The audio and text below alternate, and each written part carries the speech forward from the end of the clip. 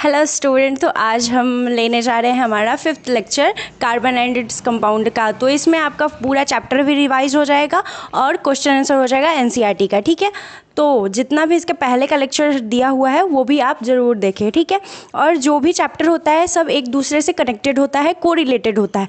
तो आप जितने भी चैप्टर पढ़े, केमिस्ट्री का फर्स्ट चैप्टर से लेकर 4th तक है, वहाँ तक आप केमिस्ट्री देखकर ही अगले चैप्टर को देखें। ठीक है, तो आपको ज़्यादा समझ में आएगा। और एनसीईआरटी का सारा टॉपिक करना है तो एनसीईआरटी का बुक लेकर बैठे। ठीक है, तो आज हम क्वेश्चन ले रहे हैं, उससे 4 लेक्चर और लिए हैं। उसमें आपको बताए हैं कि क्या क्या आपको पढ़ना है, कैसे कैसे पढ़ना है और क्या क्या टॉपिक था। जो भी एनसीईआरटी का टॉपिक था, एनसीईआरटी में जितने टॉपिक होते हैं वो सारे यहाँ पे डिस्क्राइब किए जाते हैं, तो आप वो सारे लेक्चर देख कर आएँ। ठीक है, और ज़्यादा टाइम का लेक्चर होता नहीं है, इसलिए आपको ज़्यादा टाइम नहीं लगेगा, आपका टाइम वेस्ट कभी भी नहीं होगा पढ़ाई के मामले में। ठीक है, तो आप सारे लेक्चर को कम्प्लीटली देखें, ध्यान से सुने। ठीक है, सुनना बहुत ज़रूरी है। एनसीईआरटी का बुक लेकर बैठे और जो भी हम बोलते हैं, जितना भी कुछ बोलते हैं, वो आप बहुत ध्यान से सुने। ठीक है, तो हम क्वेश्चन आंसर आज कर रहे हैं। ठीक है, तो 4 लेक्चर में आपका सारा टॉपिक कवर हुआ है, रिवीजन हो गया है। अब हमारा जो 5th लेक्चर है उसमें हम क्या कर रहे हैं, क्वेश्चन आंसर ले रहे हैं, जिससे आपका पूरा चैप्टर भी रिवाइज हो जाएगा और क्वेश्चन आंसर भी हो जाएगा। ठीक है, तो सबसे पहले हमको क्या देखना है, अब देखिए, सबसे पहले कार्बन एंड इट्स कंपाउंड है। तो सबसे पहले आप देख लीजिए कार्बन क्या होता है। कार्बन क्या है, एलिमेंट, उसका एलिमेंट नंबर क्या होता है उसका, तो वो होता है हमारा 6। उसके और आउटर मोस्ट जो ऑर्बिटल होता है, उसमें सबसे बाहरी वाली जो ऑर्बिट होती है, उसमें कितने एलिमेंट होते हैं, ये कितने एटम होते हैं, तो उनमें होते हैं इलेक्ट्रॉन की संख्या होती है 4। ठीक है, तो 4 जो इलेक्ट्रॉन का नंबर होता है, वो ना ही किसी को वो आसानी से देता है और ना ही किसी से वो ले सकता है। ठीक है, तो क्या करता है कार्बन हमारा करता है कोवैलेंट बॉन्ड बनाता है।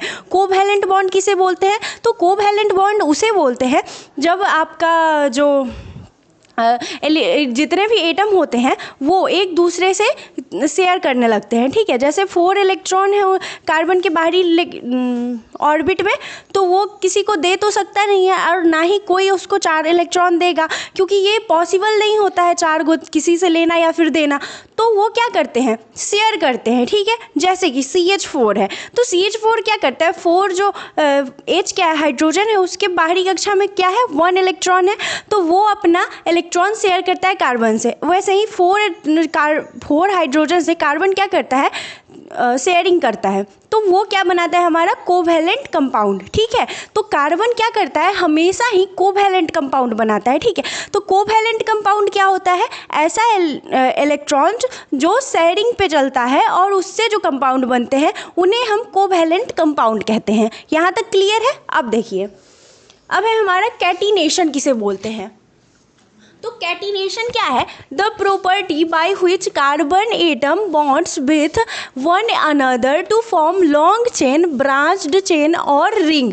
क्या बोल रहा है कि ऐसा प्रॉपर्टी है, कैटिनेशन क्या है, एक प्रॉपर्टी है, एक नेचर है। ठीक है, प्रॉपर्टी है। तो क्या करता है, जब कार्बन एटम दूसरे एटम से जब चेन बनाते हैं, कंपाउंड करते हैं, बॉन्ड बनाते हैं, तो वो कैसा लॉन्ग चेन बनाते हैं या फिर ब्रांच्ड चेन बनाते हैं और रिंग चेन बनाते हैं। जब ये सब बना लेते हैं ना, तो उसको हम बोलते हैं कैटिनेशन। ठीक है, क्लियर। अब आगे देखिए, why is carbon able to form a large number of compound.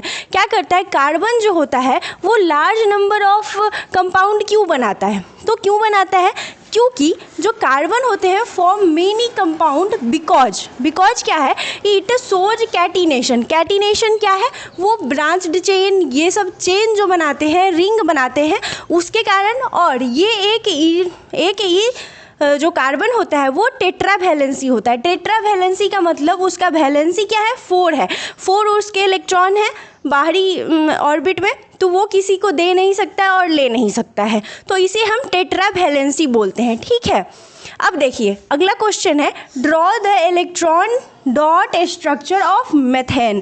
क्या करना है, मीथेन क्या है, एक हमारा CH4 है, CH4 है एक मीथेन, वो क्या करना है, डॉट स्ट्रक्चर बनाना है। तो डॉट स्ट्रक्चर क्या होता है कि कार्बन के बाहरी ऑर्बिट में जितने भी इलेक्ट्रॉन है उसको डॉट में दिखा देना है। तो ठीक है, कार्बन के बाहरी ऑर्बिट में कितने हैं, 4 है, तो 1 2 3 4 4 हो गया।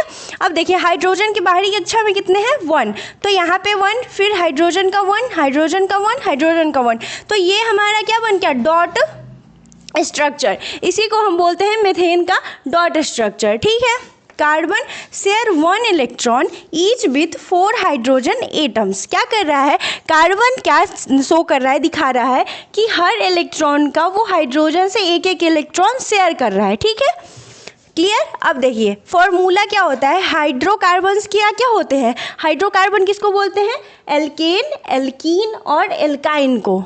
ठीक है, हाइड्रोकार्बन क्या है वो हम आपको 3rd लेक्चर में बताए थे। ठीक है, तो वो देखिए, तो ये जो एल्केन होते हैं, एल्केन क्या करते हैं, सी, उसका फॉर्मूला क्या आता है हमारा, CnH2n+2। ठीक है, फिर आता है हमारा एल्कीन्स, ये क्या करते हैं, CnH2n। यहाँ तक क्लियर। अब देखिए एल्काइन क्या करते हैं, वो CnH2n-2।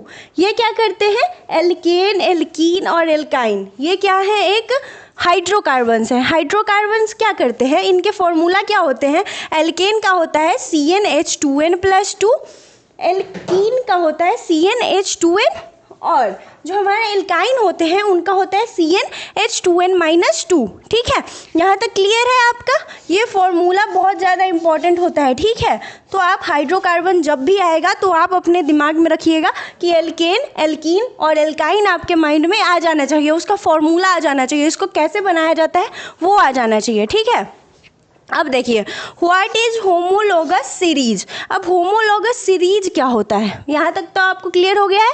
अब आगे देखिए, सॉरी, होमोलोगस सीरीज किसको बोलते हैं, तो होमोलोगस सीरीज क्या है, a series of compounds having, ऐसा कंपाउंड जिसमें क्या क्या होता है, सेम फंक्शनल ग्रुप सेम होता है, सिमिलर केमिकल प्रॉपर्टीज, क्या होता है उसका, केमिकल प्रॉपर्टीज जो होता है वो सिमिलर होता है, दोनों का सेम होता है, एक जैसा होता है। Difference of CH2 unit between consecutive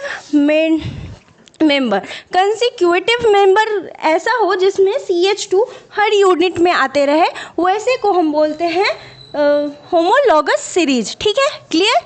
अब देखिए हमारा अगला क्वेश्चन है, what is functional group. Functional group किसको बोलते हैं, तो फंक्शनल ग्रुप है एन एटम और group of atom that determines the chemical properties of an organic compound. इसका मतलब क्या हुआ कि ऐसा एटम और ग्रुप ऑफ एटम भी, एक एटम भी और एक से ज़्यादा एटम यानी कि ग्रुप में भी रहेगा, तो क्या करेगा, डेट डिटरमाइन, वो क्या करता है, डिटरमाइन करता है chemical properties of an organic compound. ऐसा ऑर्गेनिक कंपाउंड में जो ग्रुप एटम या फिर ग्रुप ऑफ एटम का determination of chemical properties show करता है। ठीक है, जैसे कि ये सब ना हम सारे लेक्चर में बताए हुए हैं पूरा एकदम अच्छा से, ठीक है, पूरा डिस्क्राइब करके। ठीक है, तो वो आप देखिए ज़रूर, ये तो आपको छोटा सा बताया गया है कि आप लोग को रिवाइज हो जाए। ठीक है, तो यहाँ पे हमारा आ गया OH।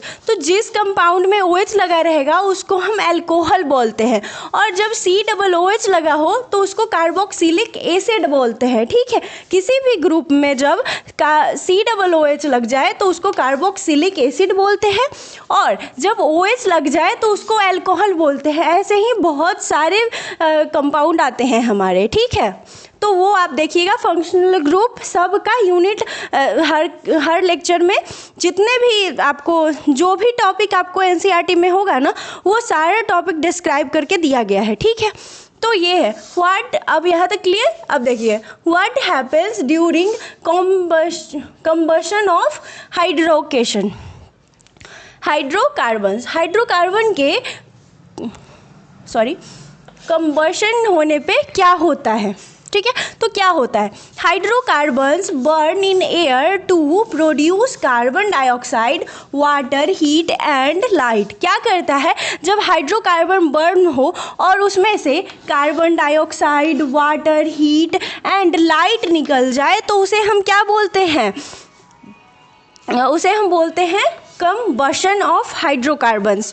कंबशन ऑफ हाइड्रोकार्बन्स में क्या क्या आते हैं, carbon dioxide, water, heat and light, ये सब वहाँ से निकलते हैं, प्रोड्यूस होते हैं, ठीक है। तो उसका एग्जाम्पल क्या हम ले रहे हैं, CH4। CH4 क्या है, एक मीथेन है, ठीक है। तो मीथेन है और उससे हम जब O2 का रिएक्शन करवाएंगे तो हमारा आएगा CO2 + H2O। यहाँ तक क्लियर है आपका। अब देखिए, किसी भी इक्वेशन को हम हर बार बताते हैं कि बैलेंस करके छोड़िएगा, ठीक है। तो बैलेंस करने पे यहाँ पे 2 लगाएं और यहाँ पे 2 लगाएं, इससे हमारा एटम बैलेंस हो गया दोनों तरफ का, ठीक है। क्लियर। अब देखिए, सैचुरेटेड और अनसैचुरेटेड हम बता देते हैं। सैचुरेटेड और अनसैचुरेटेड किसको बोलते हैं, जब सैचुरेटेड उसे बोलते हैं जब वो सिंगल बॉन्ड में रहे,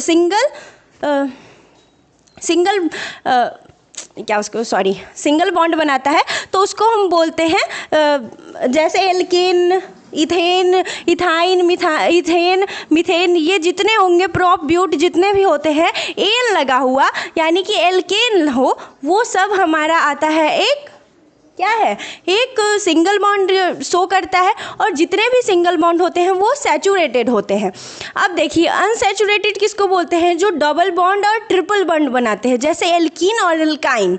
वैसे ही जितने मिथ, इथ, प्रोप, ब्यूट जितने पे बैठेंगे, मिथीन, मिथाइल, ऐसे करके जितने भी होंगे वो सारे हो जाएंगे हमारा अनसैचुरेटेड, ठीक है। अब देखिए, why do unsaturated hydrocarbons burn with a yellow flame. क्या बोल रहा है, अनसैचुरेटेड जितने भी हाइड्रोकार्बन होते हैं वो जलने पे येलो फ्लेम क्यों देते हैं, वो पीला क्यों लाइट देते हैं। तो उसका हुआ बिकॉज, क्योंकि इनकम्प्लीट कंबशन होता है। ये जो जितने अनसैचुरेटेड यानी कि ट्रिपल बॉन्ड और डबल बॉन्ड जितने भी होते हैं उनमें क्या होता है, हमारा होता है उनका जो इनकम्प्लीट कंबशन होता है, वो ज़्यादा जल नहीं पाते हैं, बहुत कम जलते हैं, ठीक है।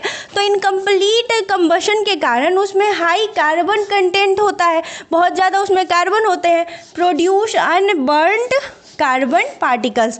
जब अनबर्न्ड कार्बन पार्टिकल्स निकलते हैं तो वो येलो हमें शो करते दिखाई देते हैं, ठीक है, क्लियर। अब देखिए आगे है, name the oxidising agent used in oxidation of alcohol. क्या बोल रहा है कि ऑक्सीडाइजिंग एजेंट कब यूज होता है, जब ऑक्सीडेशन ऑफ अल्कोहल होता है। अल्कोहल का ऑक्सीडेशन कैसे होगा, अब देखिए ऑक्सीडेशन किसको बोलते हैं, तो ऑक्सीडेशन उसे बोलते हैं जब हमारा इक्वेशन या फिर इक्वेशन में से अगर हमारा ऑक्सीजन उससे जुड़ रहा है या फिर हाइड्रोजन उसमें से निकल रहा है उस इक्वेशन में से, तो उसमें उसको हम बोलते हैं ऑक्सीडेशन, ठीक है।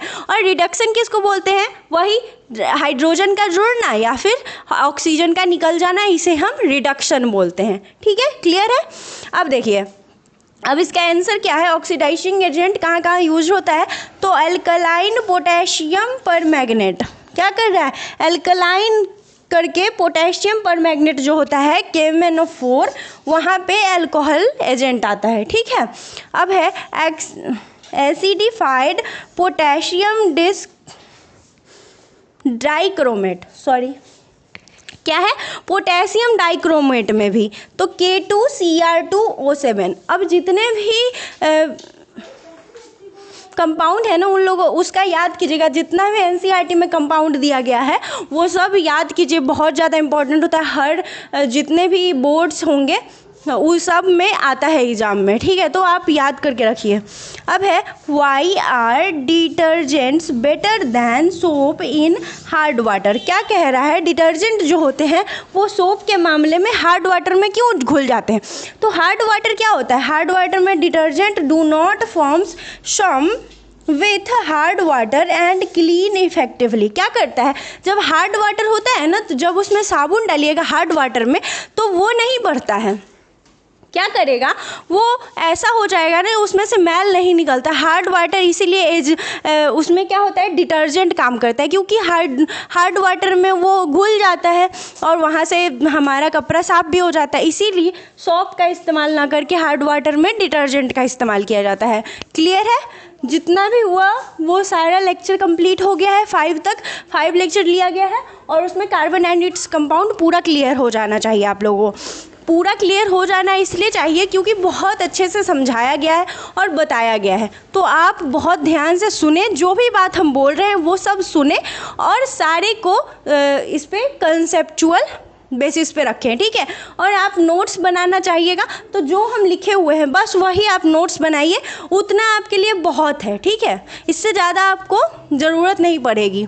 जितना भी लिखा गया है एनसीईआरटी से बाहर का क्वेश्चन कभी नहीं आया है, तो जो भी हम लिखे हैं सारा एनसीईआरटी का टॉपिक है, एक भी इधर उधर नहीं करते हैं और ना ही एनसीईआरटी का एक भी टॉपिक हम छोड़ते हैं, ठीक है। तो इतना क्लियर है, उसके लिए आज के लिए इतना ही। अब आगे का लेक्चर देखेंगे, ठीक है। Thank you.